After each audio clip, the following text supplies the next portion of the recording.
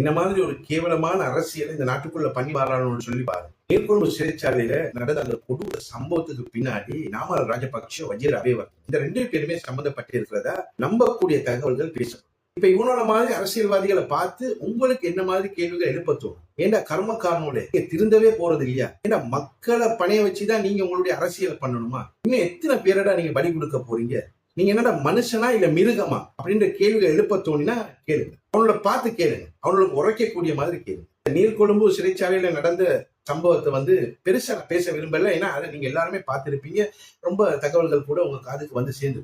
இப்போ சிறைத்துறை அதிகாரிகள் பபா விளையாட்டு விளையாடி வரதை நாங்க பார்க்கணும். அவங்க சொல்லக்கூடிய முக்கிய கதை என்னன்னு சொன்னா, 6ஆம் தேதி காலையில நாங்க எப்பவும் போல எங்களுடைய பணிகளை ஆரம்பிச்சோம். கைதிகளை நாங்க நம்பினோம். அவங்கள எல்லாத்தையுமே விடுவிச்சோம் அப்படின்னு சொன்னா, எப்பவுமே காலையில 6 மணிக்கு சிறை கதவுகள் திறக்கப்படும். கைதிகள் வெளியில விடப்படுவாங்க. சோ அது மாதிரிதான் இவங்களும் செஞ்சிருக்கிறாங்க. செய்யறதுக்கு முக்கிய காரணம் என்னன்னு கேட்டா, அதிகாரிகள் கைதிகளை நம்பிட்டாங்க.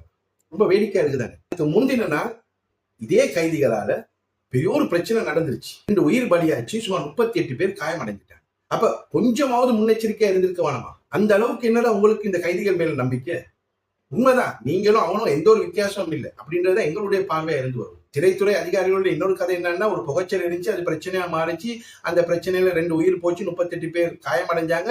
நாங்க அந்த பிரச்சனையை சமநிலைப்படுத்திட்டோம். திரும்ப அந்த மாதிரி ஒரு பிரச்சனை வராதுன்னு தான் நாங்க நினைச்சிருந்தோம். அப்படி நீங்க நினைச்சிருக்கவே கூடாது, அது பெரிய தவறு. அதோட இன்னொரு கதை என்ன சொல்றாங்கன்னு சொன்னா, 5ஆம் தேதி நடந்த அந்த பிரச்சனையில சிறை வளாகத்துக்குள்ள இருக்கக்கூடிய மருத்துவமனை பாதிக்கப்பட்டிருக்கு, அது தாக்கப்பட்டிருக்கு. அதுக்குள்ள இருந்த மருந்து மாத்திரைகள் திருடப்பட்டிருக்கு. அதுல போதை சம்பந்தப்பட்ட மருந்துகள் முக்கியமா திருடப்பட்டு கைதிகள் அந்த மருந்தை குடிச்சிருக்காங்க. அதுல ஃபுல் மப் ஆகிட்டாங்க. மறுநாள் கைதிகள் ஃபுல் மப்புல தான் இருந்தாங்க. இது ரொம்ப கவனிக்க வேண்டிய விஷயம். கைதிகள் தொடர்ச்சியா சொல்லி வந்த ஒரு கதை தான் டெங்குவால நாங்க பாதிக்கப்பட்டுட்டோம். சுமார் 10 பேர் கொடூரமா பாதிக்கப்பட்டுட்டாங்க. எங்களுக்கு மருந்து மாத்திரைகள் இல்ல, எங்களுக்கு பெனடோலை தவிர இந்த ஜெயிலுக்குள்ள எந்த ஒரு மருந்துமே கிடைக்கிறது இல்ல. அப்ப எங்க இருந்து வந்துச்சு இந்த போதை சம்பந்தப்பட்ட மாத்திரைகள்? போதை சம்பந்தப்பட்ட மாத்திரைகள் சிறைக்குள்ள இருக்குதுன்னு சொன்னா, சிறைக்குள்ள பலர் மனநோயால பாதிக்கப்பட்டிருக்கு. அப்படி இல்லைன்னு சொன்னா, எந்த மசருக்கு இந்த போதை சம்பந்தப்பட்ட மருந்துகள் சிறைக்குள்ள வந்துச்சு? அதுவும் சிறை மருத்துவமனை. கண்டிப்பா தேடி பாருங்க. ரொம்ப பேர் இந்த சிறைக்குள்ள இருந்தவங்க மனநோயால பாதிக்கப்பட்டு இருக்கலாம். கைதிகளுடைய குற்றச்சாட்டு சிறைக்குள்ள மருந்து மாத்திரை இல்ல. ஆனா அதிகாரிகளுடைய குற்றச்சாட்டு சிறை மருத்துவமனையை உடைச்சி அதுல இருந்து போதை சம்பந்தப்பட்ட மருந்துகளை திருடிட்டாங்க. சரி, இப்ப நம்ம கதைக்குள்ள போலாம். இந்த சிறைச்சாலைக்குள்ள நடந்த அந்த கொடூர சம்பவத்துக்கு முக்கிய காரணம் சுரேஷ். அதோட இன்னும் 13 பேர் சம்பந்தப்பட்டிருக்காங்கன்னு சொல்லி தான் பேசப்பட்டுச்சு. 6ஆம் தேதி பிரச்சனைகள் ருத்ரதாண்டம் எடுக்கும் போது சுரேஷ் உட்பட அந்த 13 பேரை சேர்த்து இன்னும் சில கைதிகளை இடமாற்றம் பண்ணிட்டோம்.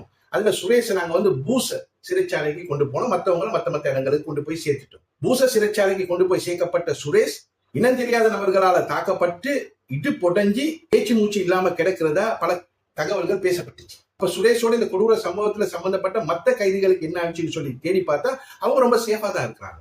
ஏன்னு சொன்னா, அவங்க கேள்பத்ர பத்மையுடைய அடியாட்கள். என்னடா இது, சுரேஷுக்கு ஒரு சட்டமும் கேள்பத்ர பத்மையுடைய கூட்டத்துக்கு ஒரு சட்டமுமா? அப்ப யாரு சொல்லி யாருடைய தேவைக்காக இந்த வேலை நடக்கப்பட்டிருக்கு?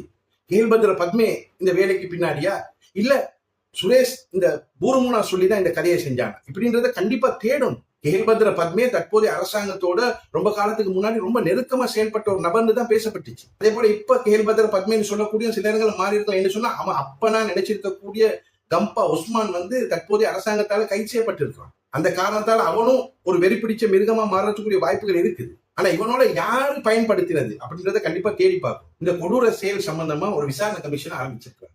அந்த விசாரணை கமிஷன் நல்லபடியா போகும். ஏன்னா நாங்க பல விசாரணை கமிஷன்களை இந்த நாட்டுக்குள்ள தொடர்ச்சியா பார்த்து வந்தோம். எத்தனையோ விசாரணை கமிஷன்கள் ஆரம்பிக்கப்பட்டு புத்தகங்கள் தயார் செய்யப்பட்டு அப்படியே குப்பையில போடப்பட்டது.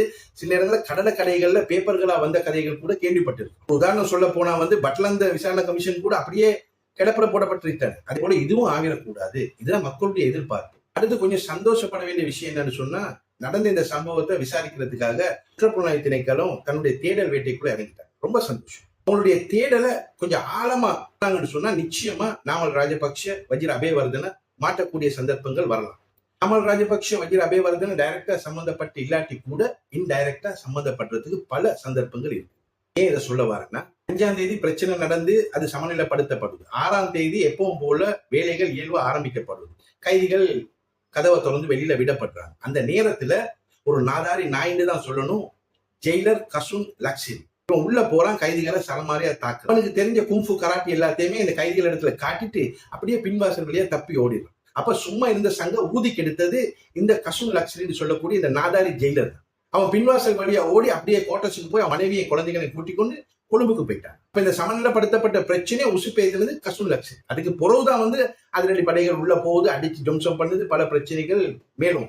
இப்ப கசுன் லக்ஸரிக்கு என்ன பண்ணும், சுரேஷுக்கு எப்படி இன்னும் தெரியாத நபர்களை இடு புடைச்சாங்களோ அதே மாதிரி இன்னொரு வித்தையை காட்டினா கசுன் லக்ஸரி வாயால பல உண்மைகள் வெளில வரும். ஏன்னு சொன்னா கசுன் லக்ஸரி நாமளுடைய நெருங்கிய கூட்டம், விஸ்வாசியும். 2016ஆம் ஆண்டு நாமல் ராஜபக்ஷ மெகசின் சிறைக்குள்ள இருந்த சில நாட்கள்ல இந்த கசுன் லக்ஸரின்னு சொல்லக்கூடிய அன்னைக்கு ஒரு சாதாரண அதிகாரியா இருந்தவன். இவன் தான் நாமல் ராஜபக்ஷக்கு சாத்து செஞ்சு வந்தான். காலையில அவர் எலிமினேட்ல இருந்து தூங்க போகும் வரைக்குமே நாமல் ராஜபக்ஷுடைய கைப்புள்ளியா தான் இருந்து வந்திருக்கு. நாமல் ராஜபக்ஷ கழிவறைக்கு போகும்போது அவருக்கு தண்ணியை கூட அவன் தான் கொண்டு போய் கொடுத்துருக்கான். மற்றதெல்லாம் என்னென்ன பண்ணினான்றது அவங்ககிட்ட தான் கேட்கும். அந்த அளவுக்கு ஒரு விசுவாசம். அந்த விசுவாசத்துக்கு ஒரு பரிகாரமா தான் நாமல் ராஜபக்ஷ அவருக்கு ஜெயிலர் சொல்ற உயர் பதவியை கொடுத்துருக்கு. அந்த ஜெயிலர் சொல்லக்கூடிய உயர் பதவி கிடைச்ச அந்த நாதாரி என்ன பண்ணினான்னா நாமல் ராஜபக்ஷக்கு இன்னொரு விசுவாசத்தை காட்டு சொன்ன இந்த ராஜபக்ஷ குடும்பத்துக்கு நாக்க தொங்க போட்டுக்கொண்டு உயிர் கொடுக்கறது கோமாளி கூட்டம் எக்கச்சக்கமா இருக்கு. அவள் வந்தா பெருசா பண்ணுவான்ற ஒரு நம்பிக்கை. அதுக்கு ஒரு நல்ல உதாரணம் பிள்ளையா. அப்ப இவனும் அது போல ஒரு பெரிய எதிர்பார்ப்போட தான் இந்த வேலையை செஞ்சிருப்பான். நிச்சயமா ஒரு தேவைக்காக தான் செஞ்சிருப்பான், யாராவது சொல்லிதான் செஞ்சிருப்பான். கசுன் லக்ஸரின்னு சொல்லக்கூடிய ஜெயிலர் கொஞ்ச காலமாவே தொடர்ச்சியா இந்த நீர்கொழும்புக்குள்ள இருந்து வந்து அப்ப அவனோட சில நேரங்கள்ல இந்த நிமல் லங்ஸா இல்ல தயான் லங்ஸா இல்ல லங்ஸா குடும்பம் சம்பந்தப்பட்டு இருக்கலாம். அது சொல்லிதான் இந்த விசாரணைகளை கொஞ்சம் டீப்பா தேடி போனா யார் யாரெல்லாம மாட்டக்கூடிய வாய்ப்புகள் வரலாம். அதுக்கு அடுத்து இந்த பிரச்சனைக்கு முக்கியமா பேசப்பட்ட ஒரு குற்றவாளி தான் துபாயில இருக்கக்கூடிய பூருமுனா. அவன் சொல்லிதான் இந்த சுரேஷன் சொல்லக்கூடிய கொலைகாரன் இந்த கொடூர சம்பவத்துக்கு சம்பந்தப்பட்டிருக்கான். இந்த பூருமுனா யார்? பூருமுனான்னு சொல்றோம் இத்தாலியில தற்போது ஒளிஞ்சி திரிஞ்சு வாழக்கூடிய பிரபல போதைப் பொருள் வியாபாரி ரத்கம விதுரையுடைய கோலை. இந்த போட்டோ இருக்கான் பாத்துக்கோங்க. இது ரத்கம விதுரை, இது பூருமுனா. இந்த ரத்கம விதுரைன்னு சொல்றது வஜிர அபேவர்தனுடைய விசுவாசம். அப்ப வஜிர அபேவர்தன ரத்கம விதுரை கொடுத்த ஓடசா இந்த நடந்த சம்பவம் கொஞ்சம் தேடிதான் பார்ப்போம். இதை சொல்றேன்னு சொன்னா 2023ஆம் ஆண்டு இந்த பூருமுனா கட்டுநாயக்க விமான நிலையத்துல கள்ள பாஸ்போர்ட் விவகாரத்துல மாட்டப்பட்டான். அன்னைக்கு ரணில் ஆட்சியில இருந்த காலம். அப்ப இந்த வஜிர அபேவர்தனை தூக்கி போட்டு ஆடின காலம். திருட்டு பாஸ்போர்ட்டோட விமான நிலையத்துல எவனாவது ஒருத்தன் மாட்டிட்டான்னு சொன்னா அவனை ஜம்சம் பண்ணக்கூடிய இடத்துலதான் அதிகாரிகள் இருந்து வருவாங்க. ஆனா இந்த பூருமுனாவுக்கு ரொம்ப சுதந்திரம் கொடுத்திருந்தாங்க. பூருமுனா யாரையோடய போன்ல பேசினானா, அதோட ஒரு பிக்கு வாராரா அவனை காப்பாத்தி கூட்டிட்டு போறான்.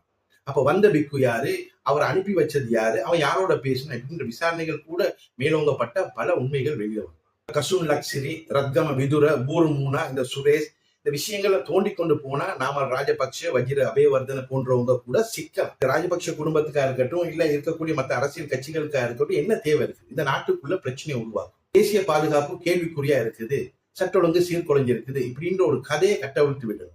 நம்பிக்கையை இந்த அரசாங்கத்தின் மீது இல்லாம ஆக்கணும். இந்த அரசாங்கத்தை வீட்டுக்கு அனுப்பணும். அதோட அந்த இடத்துல அவங்க உட்காரும். அதே மாதிரி போதைப் பொருள் வியாபாரிகளுக்கு இந்த ஆட்சி தொடர்ச்சியா இருந்தா எங்களுக்கு பெரிய ஒரு தொல்லை. எங்களை வேட்டையாடி விளையாடிடுவாங்க. அதோட நாங்களும் இந்த நாதாரி அரசியல் கட்சிகளோடு சேர்ந்து என்னென்ன கூட்டக்க வேலையெல்லாம் செய்ய முடியுமோ அத்தனையும் செஞ்சு இந்த அரசாங்கத்தை வீட்டுக்கு. அதே மாதிரி இன்னும் பல கதைகள் இந்த பங்குளத்து கூட்டங்கள் கட்டவிழ்த்து விட்டு இருக்கு. இந்த நாட்டுல எந்த ஒரு முன்னேற்றமும் இல்லை, எந்த ஒரு வளர்ச்சியும் இல்லை. வளர்ச்சி பாதையை நோக்கி இந்த நாடு போவதும் இல்லை. இந்த அரசாங்கம் கையாளாகாத அரசாங்கம். பெஞ்ச் எடுத்து உனக்கு பாடம் நடத்துறேன்னு சொன்னவர் தூங்கி எழும்புறதுக்குள்ள பல கொலைகள், கொள்ளைகள், கற்பழிப்புகள், தொடர்ச்சியா போதைப் பொருள் வியாபாரிகளால பிரச்சனை, இந்த மாதிரி பல பிரச்சனைகள் இந்த நாடு முகம் கொடுத்து கொண்டு வரும். எல்லாத்துக்கும் மேல இப்ப நடந்த சம்பவத்தை வச்சு நீங்க முக்கியமா பார்க்கக்கூடியது என்னன்னு சொன்னா, சிறைச்சாலைக்குள்ள பிரச்சனைகள் நடக்கிறது இயல்பு. ஆனா இப்ப நடந்தது அது இல்லை. சிறை கைதிகளால அதிகாரிகள் தாக்கப்பட்டிருக்கிறாங்க. இது பெரிய பாதிப்பு. அதே மாதிரி இன்ஃபார்மர்ஸ் கொல்லப்பட்டு இருக்கிறாங்க. ஒரு பெரிய தகவலை தான் உலக நாட்டுக்கு கொடுத்தாங்க. யாருடைய தேவைக்காக? இந்த ஆட்சியை கவுத்தணும். இப்ப இந்த ஆட்சியாளர்கள் தான் இதை விலங்கெடுத்துக்கணும். ஒரு டீப் ஸ்டேட் தியரிய அழகா செஞ்சு கொண்டு வராங்க. இதை செஞ்சு கொண்டு வரக்கூடிய இடத்துல இந்த மாதிரி ஆசாமிகள் இருந்து வராங்க. அவங்க யாருன்றதை சரியா அடையாளம் கண்டு மக்களுக்கு அடையாளப்படுத்தும். இதையும் தள்ளி போற்றக்கூடாது. இந்த விவகாரத்துல பலரும் லாபம் கண்டுட்டாங்க. பலரும் லாபத்தை எதிர்நோக்கி போய்கொண்டிருக்கிறாங்க. அதுக்கு இடமளிக்க கூடாது.